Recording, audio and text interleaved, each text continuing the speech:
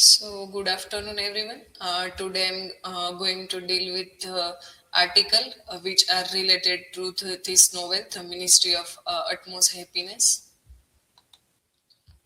Okay, so this article deal with the multi-dimensional analysis of identity, home, and resilience in Arundhati Roy's The Ministry of Utmost Happiness. So here we find the struggle for intersex Hijra identity. That Anjum experienced a systematic humiliation due to the biological sex ambiguity within a society governed by rigid gender binaries. That how society, or here we find political marginalization. So, political marginalization also we find that government not able to take it. To give a advantage to a third gender, and many a time we find that third gender marginalized by society, by government, by judiciary inclusion, etc. So here one original line from a novel say he is a she, he is a not a he or a she. So that kind of word they uh, the Hijra community heard from their birth itself. So this is words by her mother itself. Then reconfiguring a home and space. So how we find the idea of home in this novel? So we find the second unit is a Khwab in the novel. So Khwab to the graveyard. So Anjum leave the Khwab to establish a hybrid home in a deserted graveyard, rejecting normative space of belonging and counter a space for resistance. So creating a home in a commentary enable Anjum to overcome social otherness and assert agentic belonging. So when she create her own space, at that time she find otherness from social, but in itself she is creating a home for itself. And critical insight that making a home in the city graveyard mark a watershed in the Hijra community struggle for a permanent foothold in society. That not specifically men or women are able to make a space for them, but Hijra community also can struggle, and they can also choose a permanent space in society. So the Jannat guest house become a refuge for those expelled from traditional Hijra Gharanas, transforming exclusion into community. Then bioregional cosmopolitanism and transeology. So when we find human non-human interdependence, so the graveyard function as a non-anthropocentric bioregional where human and non-human coexist ethically rather than hierarchically. So graveyard is the one place where the men and women, men in transgender, women in transgender, or are equally treated rather than hierarchically. In the transiological living, so she lived in the graveyard like a tree at down. She saw the crown off and welcomed the beds home. So it is, I think, the starting line of the novel. For example, the Chainam and Saddam turned the graveyard into a Noah's ark of injured animal, sheltering cows, birds, and abandoned creature, symbolizing ecologically care and shared vulnerability. Then mother warrior and queer mother. So whenever we thought about the motherhood, we imagine the women as a mother, but here we find the queer motherhood, that one transgender can also become a mother. So queer motherhood operates as a resistance against heteropatriarchy, state surveillance, and biological determinism. Alternative kingship, and Anjum and Tilo reconfigure adult child relationship beyond legal and patriarchal norm. The mother in the novel are indeed warrior, but not in the same way as prized by a Western feminist. For example, Tilo adopt Uday Sabine, born of sexual violence, while Anjum adopt Zainab, redefining motherhood as an ethical responsibility rather than biology. So somehow they adopt orphan a child.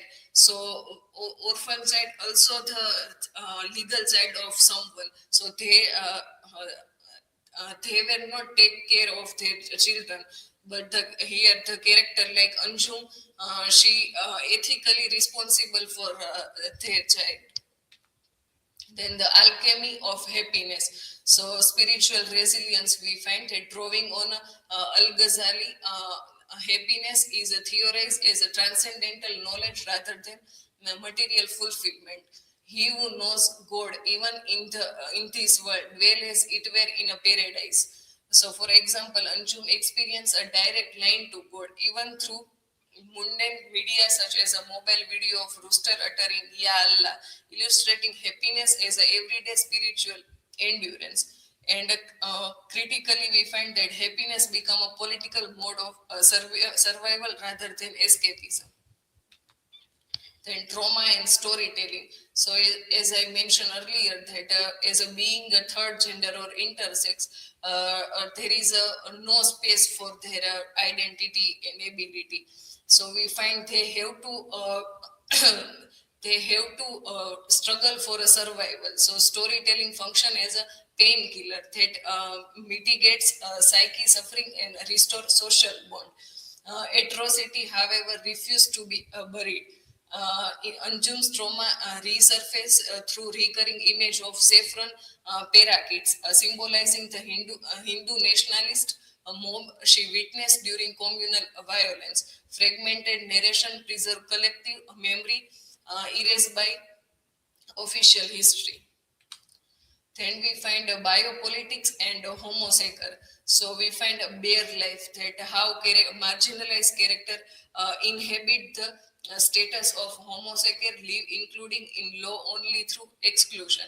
So bare life get a further degraded through economic means, limited work opportunity, exploitation, and discriminatory hiring practice. So we find nowadays that not that much of employees or in business or in study we find the third gender as a opportunity. They have a limited work opportunity, also exploitation they face, and discriminatory hiring practice. Then critical observation, we find if at a time it is messy and unwieldy and hard to control, this chaos mirrored the identity of India itself. uh, uh, this is my learning outcome. Through this novel, I learned to evaluate the role of queer motherhood and care ethic as a form of resistance against patriarchy, state violence, and biological determinism. So, as I mentioned earlier, whenever we think about the motherhood, so first idea in our mind come, that is the mother should be a woman. But here we find the true motherhood and motherhood's responsibility that by one transgender person. So here we find the another imagination of motherhood, that only women are not the, a mother, but transgender also become a mother. Then the novel taught me to rethink happiness. It is not a comfort, success, or escape, but the ability to continue caring, believing, and living ethically even in a broken world. So here, escape is an important word, because the many parents, that orphan child, they adopt. Their parents escape from the responsibility. But here we find the new happiness in taking care of another person like them. So they are not escaping, but they are accept their identity and living ethically even in a broken world.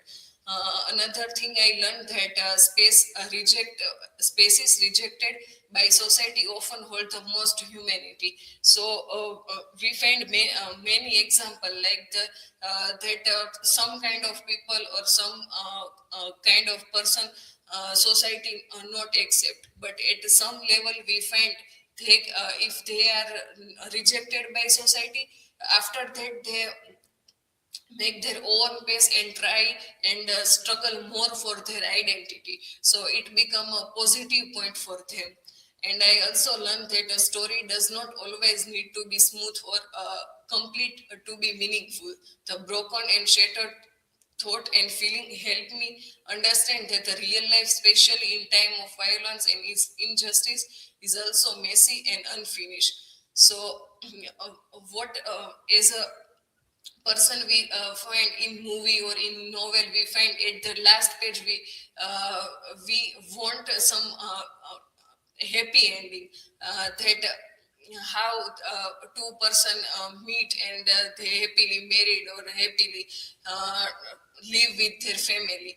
But it is okay if there is a not a happy ending, because always this thing not happen. So through this novel I learned that it is okay to be unfinished or shattered or injustice, because not in everyone's life we find a happy ending. So this is from my side.